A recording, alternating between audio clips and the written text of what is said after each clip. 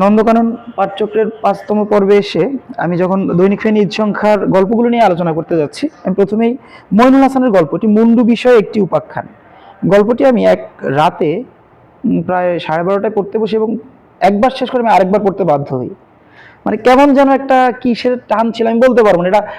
আমি আর প্রথমেই বলেছি যে আলোচনা করাটা আমার পক্ষে সম্ভব না, আমি শুধু পাঠ অনুভূতিটাই জানাতে পারি।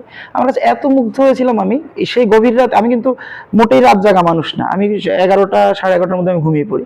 সেদিন কেন জানি ঘুম আসছে না, আমি পড়লাম, দ্বিতীয়বার পড়তে বাধ্য হলাম এবং আমার কাছে খুব ভালো লাগলো।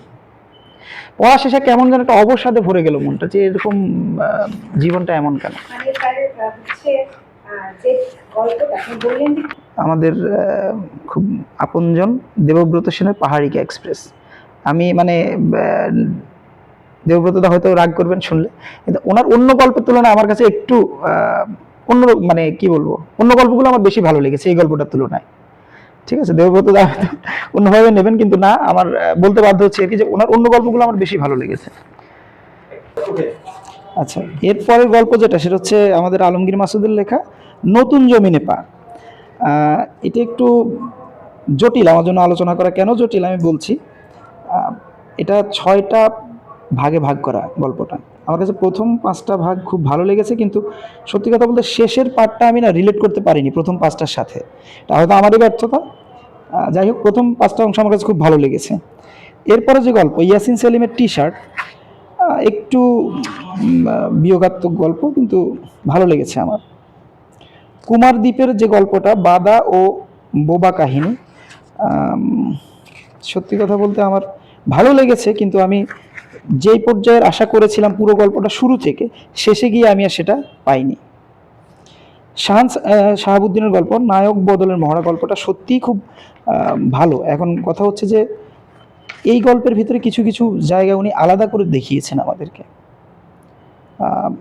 আসলে পাণ্ডিত্য ছড়াচ্ছি না, আমি যে অনেকগুলো বই পড়েছি জীবনে, সেই বইগুলোর মধ্যে আমার কাছে মনে হয়েছে এই গল্পটা একটু আলাদা রকম। কেমন আলাদা সেটা ব্যাখ্যা করতে বললে আমি হয়তো খুব বেশি আলোচনা করতে পারবো না, কিন্তু আমার কাছে ভালো লেগেছে।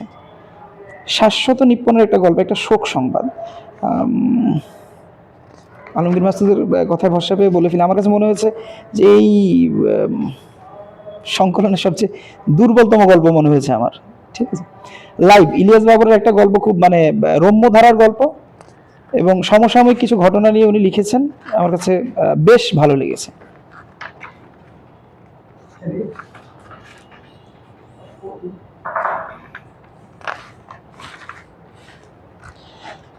গল্প চেক প্রথা, এটা আসলে মানে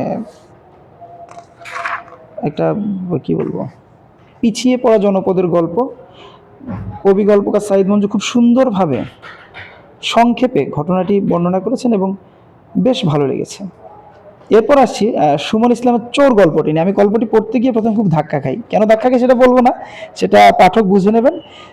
এই গল্পটা খুব ভালো এবং শেষের যে প্যারাটা আমি একটু পড়ছি, ঘর এলোমেলো, মন এলোমেলো, তবু কোথাও যেন এক চিলতে হাসি, কারণ মানুষটা জানে বাস্তব যত কঠিনই হোক, স্বপ্নের মতো যদি চোরেরা সংবেদনশীল হয়ে যেত, মানে সমাজ বদলের যে একটা স্বপ্ন দেখিয়েছেন, যদি এমন হতো তাহলে বোধহয় ভালোই হতো।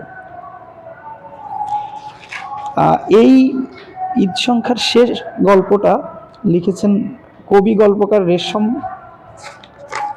লতা, নীল মার্বেল চোখ।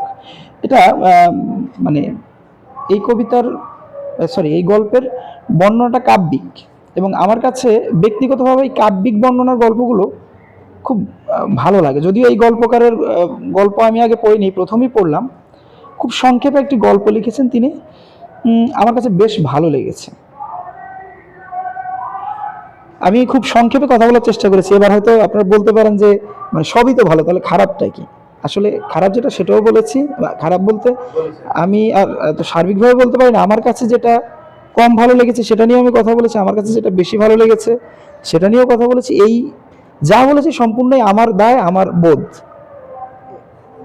ধন্যবাদ সবাইকে।